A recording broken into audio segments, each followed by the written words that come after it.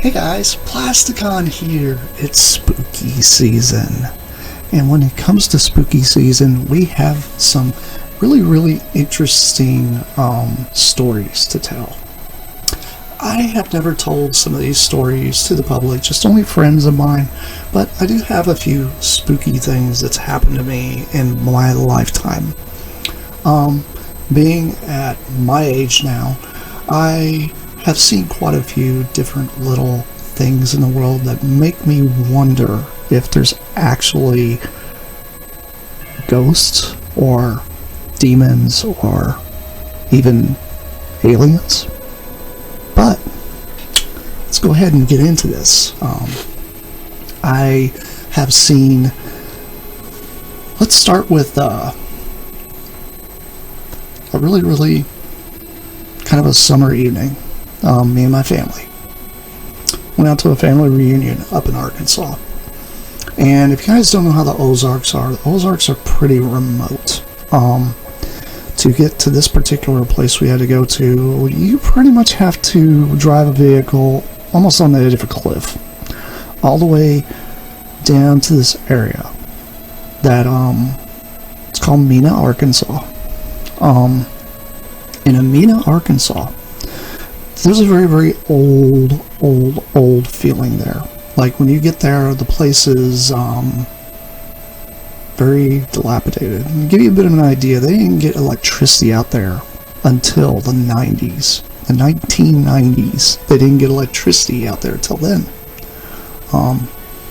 And one of the places we passed by was a old log cabin that my dad actually stayed in. And this log cabin had to have been built during the pioneer age, like really back in the day. Like the trees there really kind of, creepy and crisp and stuff like that. And we were going to park and camp at a creek, because we actually have a creek that was in that area that we decided to go to.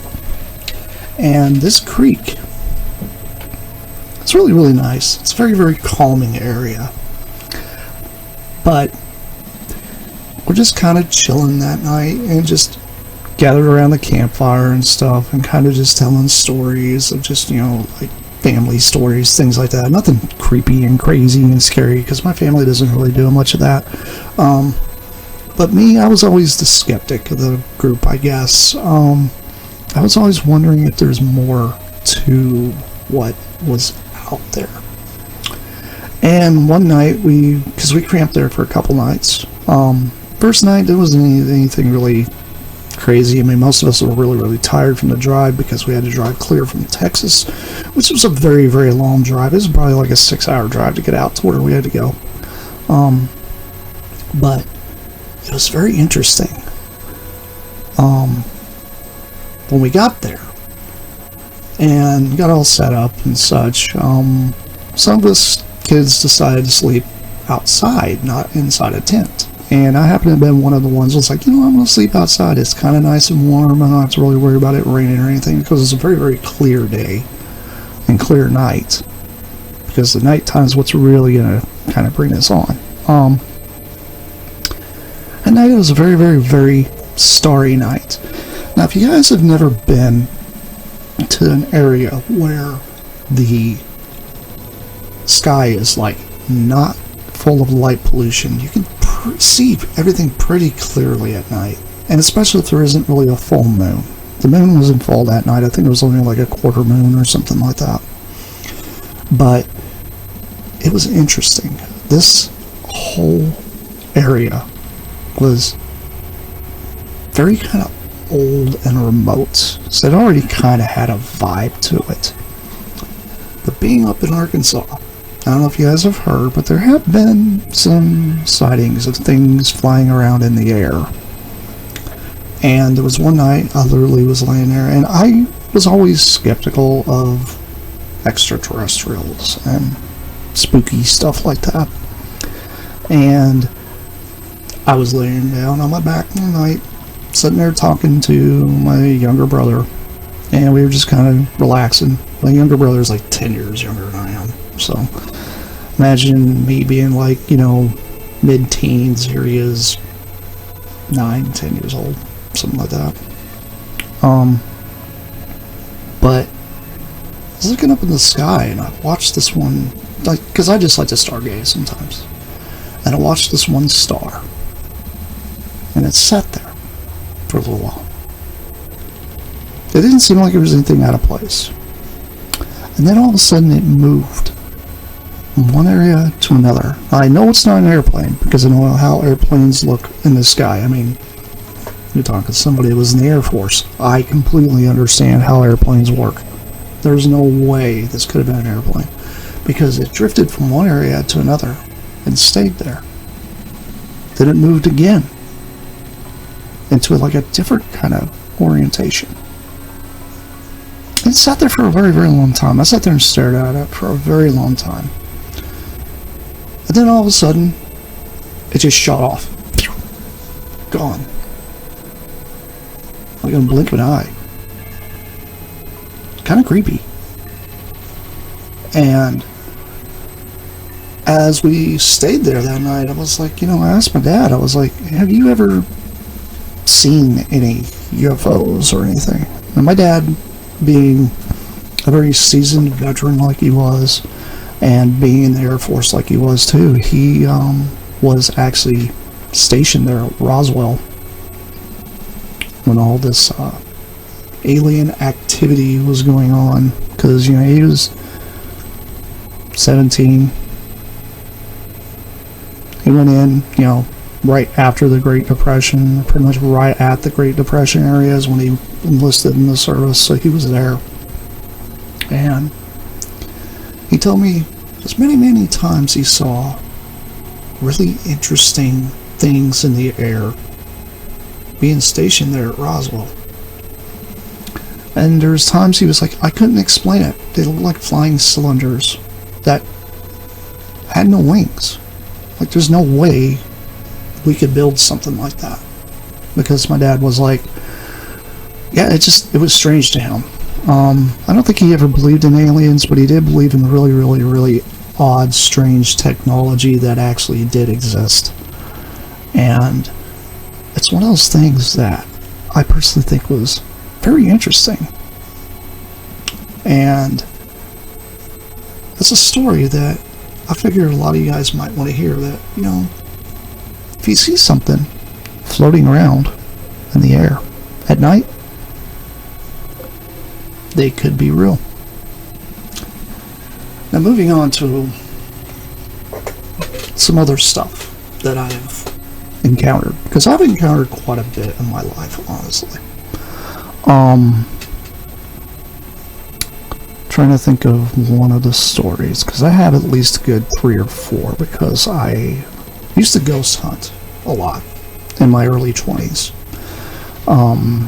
Me, a good friend of mine that was my roommate at the time, her and I would go ghost hunting. We brought her sister along, and like a couple other guys of mine, that like friends of mine that wanted to go along too. So it was like 5 or 6 of us. And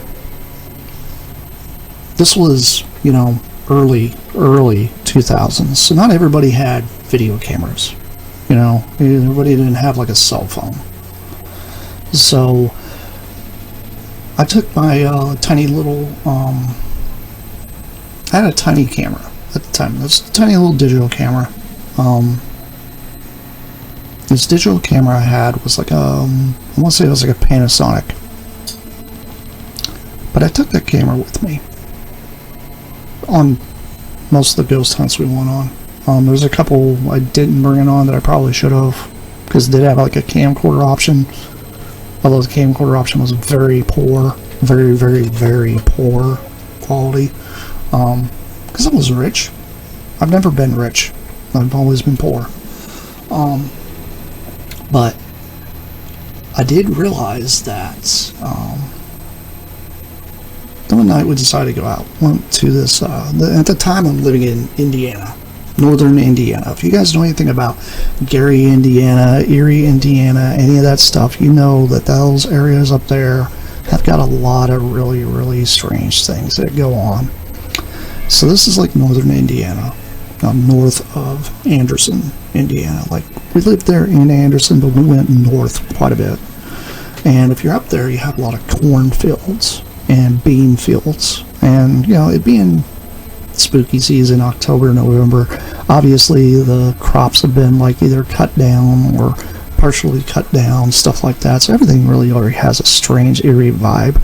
And the roads we were deciding to go down were not roads that everybody traveled. These were paved roads, but not very well paved roads. Some of them actually were dirt roads. But we ran across this one schoolhouse, and the thing is, it was an old one-room schoolhouse. And this one-room schoolhouse was it looked like it had caught fire at one time.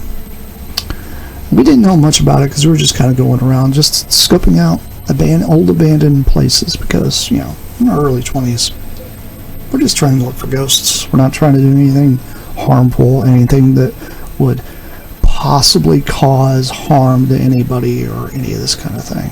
But yeah, we heard about this schoolhouse that was out there, so we decided to go to it. And everybody's like, yeah, this is kind of a weird old schoolhouse. There, not much information about it or anything, but when we got there and got out of the truck, you know, pretty much all that remains of this is just like the walls of the schoolhouse. The roof is completely gone, except for there's like this one solid wooden beam going all the way across. And the solid beam looked like it had been burnt. Like charred. Like the whole place had burnt down at one time. Because of the windows, all this stuff was gone. There's no doors, no nothing. It was just pretty much an empty husk. And that's not a wooden structure, but a brick structure. But when we got there, it was really strange because it was kind of a warm night. And then we decided to like step inside the remains of this old schoolhouse. And all of a sudden the temperature felt frigid when you stepped inside of it. It was very strange. I had to do it several times. I was like, am I imagining this? Trust me, it was like 5 of us together. No, none of us were imagining it. It was real. And we thought it was really strange. So, I mean, I got my camera out because, you know, I was going to take some photos of the place because it was very, very creepy and eerie. I took photos of the outside of it, the inside of it. Sadly, I really wish I still had these photos. Lost these years ago. I've tried to I've tried to preserve everything I have throughout the years, and somehow those didn't survive, which is strange, considering I try to save everything. I'm more of a software nut kind of person, so I'm always like, oh, software, can I do this, that, and the other. And then when it comes to pictures, I was like, oh, I have some, I don't have some. Strange times. At the time, we decided that, you know, it was kind of a cool idea, maybe take some photos while they're there. And one of the photos we took, it was very, very, very strange, because in the corner of this one-room schoolhouse, there's like this apparitional shadow. But the shadow looked like it was like in the walls and in the floor. It didn't look like it was like a floating ghost thing. No, this literally looked like it was like embedded into it. And it looked like a child that was hunkered down. So I took photos of it and took other photos, and one of the creepiest things about this place was in the center of this entire schoolhouse there was this hook hanging, like a huge hook. So we're assuming, you know, probably for a light fixture. You know, it's probably what it was for, because old schoolhouses back then sometimes had electricity, sometimes they didn't. And turns out, when I got home, I developed, put the memory card into my computer. This is back when computers didn't have memory card slots. You had to have like a separate thing to plug it into your computer with that serial port and all these like gizmos and gadgets. and just kind of put a memory card in. And voila, there was the picture. And I brought up the picture, and we all sat there and analyzed it, and it clearly looked like a child hunkered down. Well, we started doing some digging. This is early internet, guys, early internet. Before, you know, Google and all this stuff came up, so we had to use all different kinds of search engines back then. And we dug around and found out that there was a kind of a horrendous thing that had happened. It turns out this school teacher was going to end up losing his job. And he had done all this stuff for the community and such around the area and took care of the children. But they found out that, you know, he was not good for the community. He just didn't jive with the community or whatever it was. So, turns out he had boarded the place up from the inside so nobody can see. And the day whenever school came in, you know, the kids come in, do their little thing, you know, going to do their little school thing, and he shut the doors. After he shut the doors, he locked them with a lock that nobody could break. And back then, locks were made of cast iron.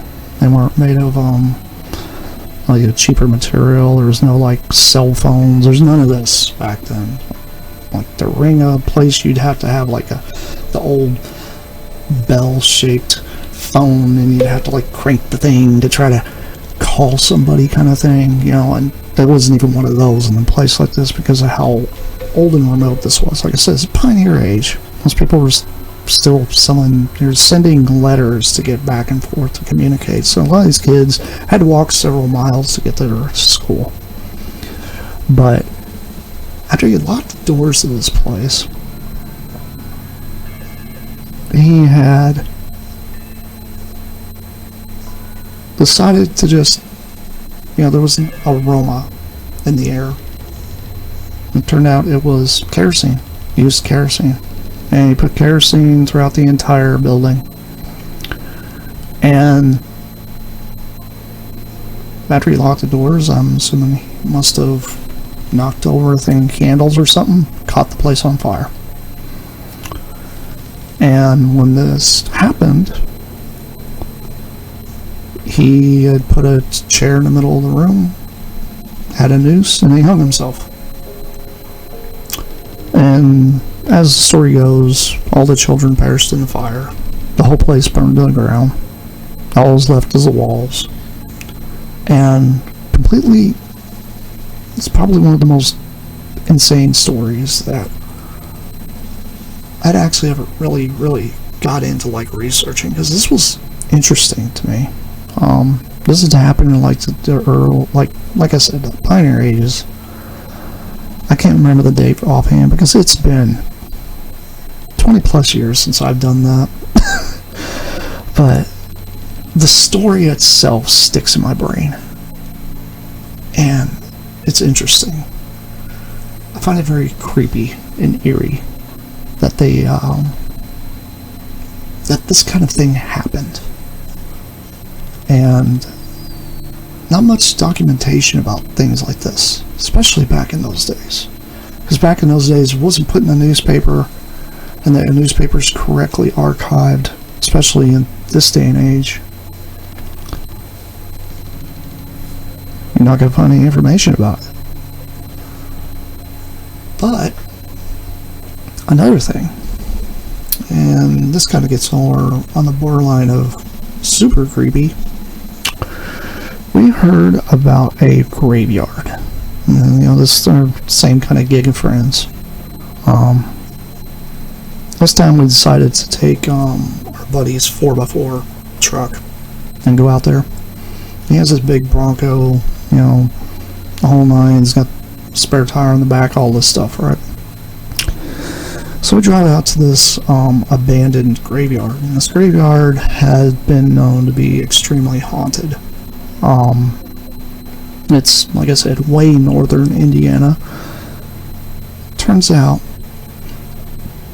We get there. It's less frigid cold, like stupid cold this day. Don't even know why it's as cold as it is, because there's no snow forecast, and nothing's supposed to be like, you know, it's just like one of those clear, cold days in like November or something. But me, being the skeptic kind of person I am, being into, you know, the crafts, because I've been, you know, into cosmic beliefs and stuff like that for many years. I decided to bring along a little bit of protection this time. And my protection was a sword I had enchanted. I had enchanted this sword a long time ago. I don't actually have it anymore. I'd given it to a good friend of mine. I should say passed it along. But this sword, it's pretty neat. I liked it, and I decided to bring it along with me because I was like, you know, something's going to attack us, you know, something like that. I want some kind of like protection, especially if we're going out in the middle of the boonies. So here I am with my short sword, and we decide to, you know, get out and start walking around this graveyard. And we hear about this. There's supposed to be this apparition of a Black Panther in the area. I don't know if you guys know this. Black Panthers aren't very common, especially in America. But lo and behold, that night there was something. We had gotten out and started walking around. And kind of split off a little bit, you know, some of us went one way, some of us went the other, just to kind of look around and see if we could see anything, feel anything, had our cameras out, stuff like that. Well, I had my camera. A couple of us had Polaroids, but it's hard to take a Polaroid in the dark, let me tell you. But we were out there maybe 20-30 minutes, and all of a sudden we heard this kind of like rustling going on. And it was coming from 3 different directions. It was very strange. We were like, what the heck's out here? Is there like a pack of animals or something? What is that? And then one of the girls, my roommate's sister, freezes. She's like, guys, over here I see eyes. And it's all these piercing eyes. They're almost like a yellow. Now, right now we do have flashlights, but flashlights weren't really working that well in this graveyard. For some reason, it was extra dark. No idea, other than the fact that, you know, we're out in the middle of nowhere, so there's no street lights. There's nothing in this area. This area is literally out in the middle of nowhere. If you turn off the lights, it's literally pitch black around you. So we decided, okay, let's ease our way back to the vehicle and get the heck out of here. So a few of the guys tuck and run, the 2 girls tuck and run. I'm just kind of backing up because I have my sword. I'm like, you know, this thing's gonna attack. It's gonna probably come after me, probably out of anybody, because I'm just trying to avoid anything. I mean, if it's even an animal, you know. And all of a sudden I hear it coming from my right side. Then I hear something from my left side. And I look both directions and I see 2 other sets of eyes. So I'm like, yeah, it's time to tuck and run. So I tuck and run. By this time they're already in the truck trying to get everything started up. I dive into the back seat, throw my sword in the floorboard. We slam the door, right? All of a sudden, you hear this, like, screeching of, like, claws or something raking against the back tire of the truck. Now, my buddy's got a cover over it. So, you can hear the cover get scratched. And, you know, we tuck tail, get out of here, you know, we make it all the way to a gas station. And when we got to the gas station, My buddy went to get out, make sure there's no damage to his truck, so I decided to get out with him. All of us are freaking out already. Freaking out. This is insane. And we go around to the back tire, and you see these 4 claw marks. And I'm talking deep in the back of that cover. And this cover is actually fiberglass. So it was something with some force that had done this. Extremely spooky. Extremely crazy.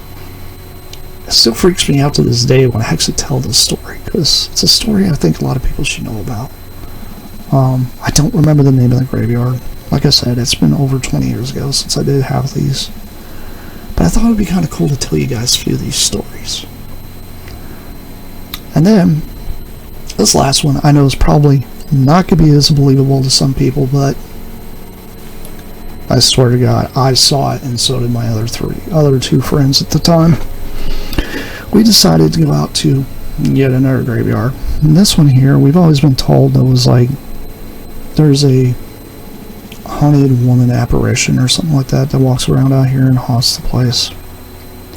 And she's always seen around these particular trees. And these trees are only trees that are in the middle of the graveyard. Everything else, there's no trees. It's just this one area. And these 2 trees happen to split off like this. Kind of like in a V. But there's like a huge, like, opening between them. Like, big enough for maybe 2 people to walk through. So, we decided to investigate the area during the daytime. Well, I'd say evening. So we go out there in the evening. Sun's not quite down yet. It's kind of, you know, dusk. But it's really strange because it's a warm day. This is in the summer, by the way. But when you walk between the 2 trees, it's extremely frigid. It's very cold.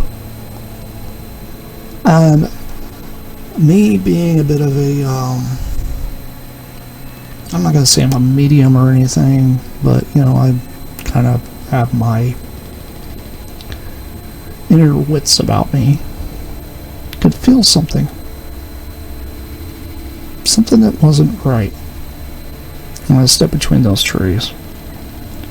So it just didn't feel good. So I decided, you know, let's come back here at a later day. So we decided to leave that evening. And about a couple weeks later, we're like, yeah, we're going to go scope this out at night. Because, you know, this is when the spooky stuff happens, right? So we decide to go out there. And we pull up to, like, they're going to go enter the graveyard. We don't even go in the graveyard yet. And my guys are just like, and everybody kind of starts getting a bit freaked out already. Because there's just something in the air. You could smell something that smelled like sulfur in the air. It just didn't smell right. There was something wrong. Desperately wrong. By the way, it's full moon this night. I remember this distinctly because of what we saw.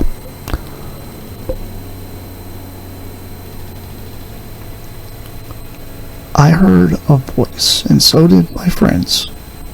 We all heard it. It sounded like a booming voice. Like, get out of here, or something like that. It was very creepy. Almost like a demonic voice. And the sound was coming from the area where those trees were. Because we can hear where it came from. Because we're sitting in the truck. The motor's not on. We had the motor off because we're sitting there talking. And because of the moonlight, you can kind of see between the trees a little bit. I swear up and down. Saw something like a minotaur. Like a demonish looking minotaur. With an axe. Standing between those trees. Needless to say, my buddy starts up the truck. And we book it out of there. So the moral of this story is, is if you're gonna go ghost hunting, don't do the dumb stuff. Be safe. If you're gonna go out there and try to look for the unnatural and the the supernatural and the scary, spooky stuff, be safe this season. And enjoy what you're doing. But also don't put any of your friends in danger. But these stories are real stories that happened to me. Just a few that I have. I'm sure I'll come up with some more probably for next year, because these stories are not made up. These are stories that actually happened in my past that are very creepy. Very, very creepy. Anyway, this has been Plasticon. This has been a little spooky holiday type of episode. And I hope you guys enjoy this. I'll see you guys next time. Peace out.